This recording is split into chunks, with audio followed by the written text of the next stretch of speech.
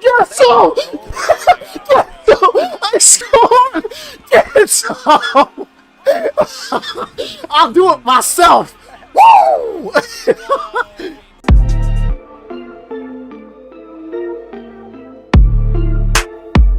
Welcome back to the Black Ice. Now, I wanted to bring a little series to you guys, just basically how to play goalie. And I think if I was starting out, this is what I would want. I would want someone to show me the little things, little tricks about playing goalie. If you don't consider me a good goalie, that's fine, but I know how to play the game. I understand the concept of how to play the game. If I'm not good at doing it, those who can't coach, isn't that the expression? So even if you don't think I'm good, you can at least use these tips, and they're guaranteed. I know they work very well. So here's the thing. Minute little details in playing hockey help you or kill you. When you hesitate, when you went forward instead of to the middle on that one-timer. When you stayed in butterfly too long because you thought you were going to get wrapped and the pass went across. Little things like that is what kills you as a goalie. And it can all be avoided if you methodically go through things while you're playing net. Yeah, you get lost. Yeah, you get frazzled. Everything happens. So if you can go through a bunch of steps that you consistently do all the time, it'll cut down on when you get sniped, how you get sniped, one-timers. It'll give you more leeway because you'll then focus on the game and not yourself once you make these things muscle memory.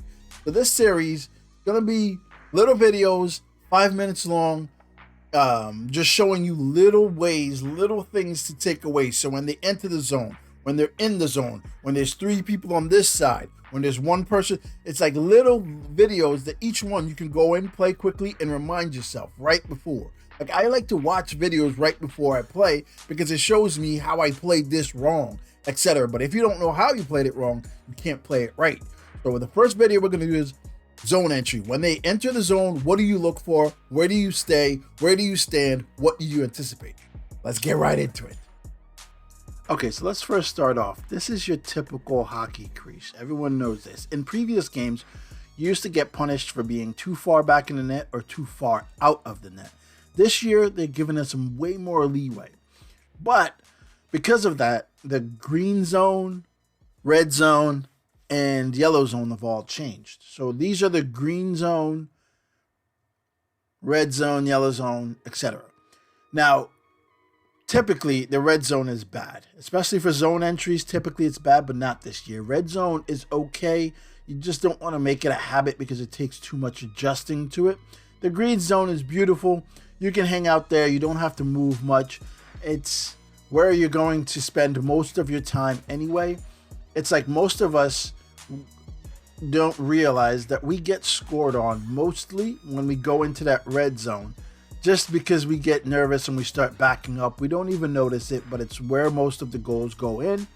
When you're high in the green zone or even the yellow zone, you don't give up that many goals. You might give up more rebounds for goals, but you don't, and you remember those, but you don't give up that many goals.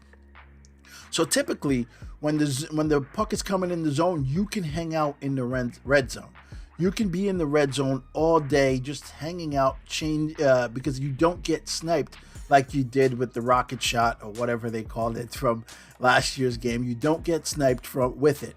But the adjustments you have to make after they enter the zone is harder because you're already backed up. So you have to make multiple moves than when you're trying to adjust now that the puck is in the zone. So I would typically say you want to hang out more in the green zone all the time, and you don't have to move left or right as much, but situation dictates how and where you want to set up. I'm going to show you various different ways that I set up in net when they enter the zone based on situations. And that's what's important. But you don't get killed for being in the red zone anymore on zone entries. But green zone is where you want to be simply because of your next movement.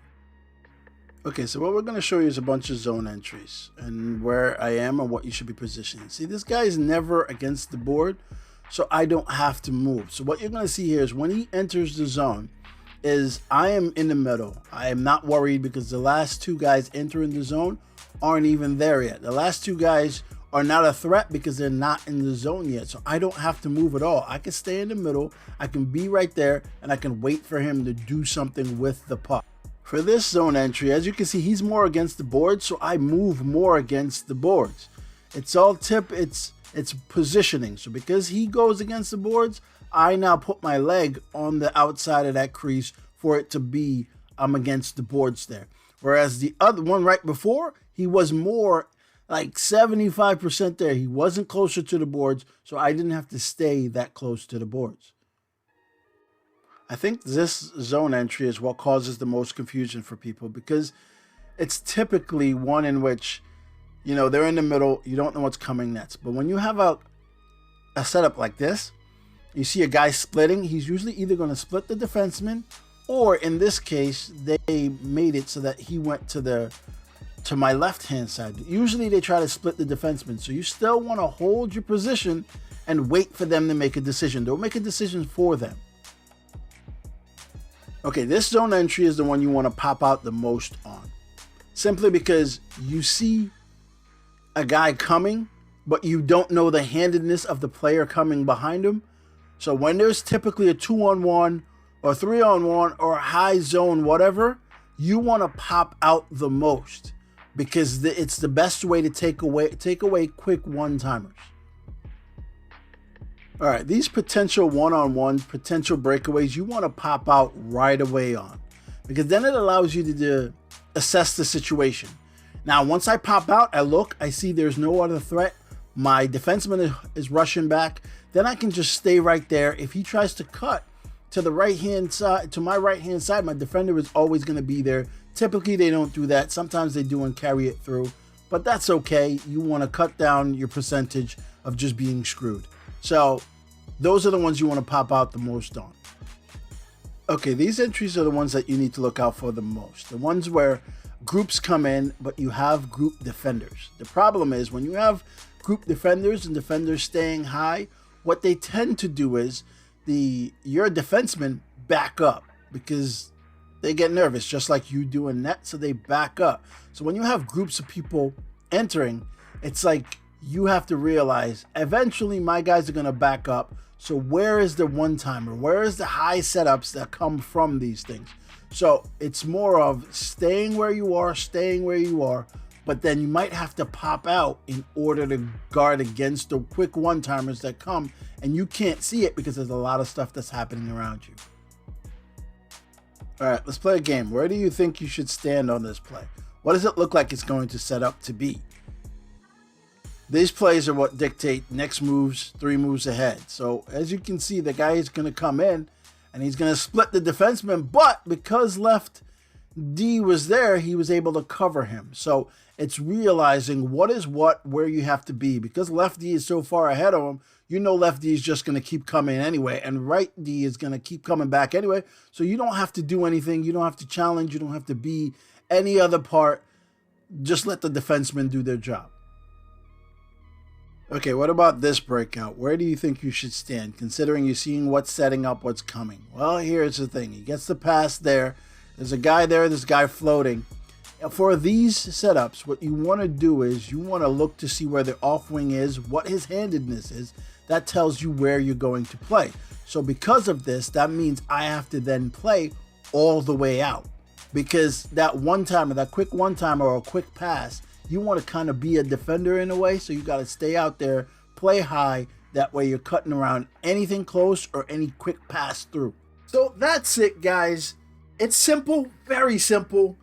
But when you start going bad, typically it's because your starting point is terribly off and you can't find where it is you're messing up. When you are messing up terribly, you're reading things, you're late, it's usually because you didn't set up right to begin with, and now you're making 2 or 3 moves, and then your 4th one, you're screwed. So it's simple. I appreciate you guys joining the Black Ice.